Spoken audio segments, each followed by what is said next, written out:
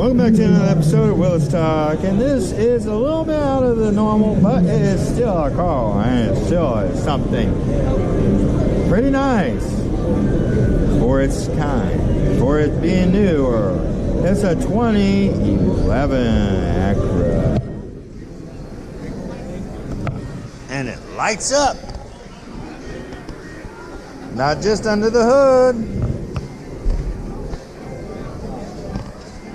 Not just a few tires, but all tires.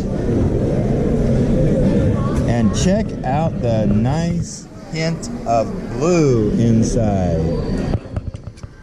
Nice. Ooh. That's a neat little invention. Hold the door open without hurting it. Whoa.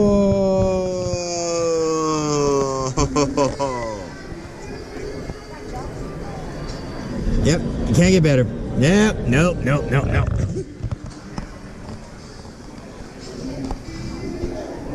Told you it wasn't normal.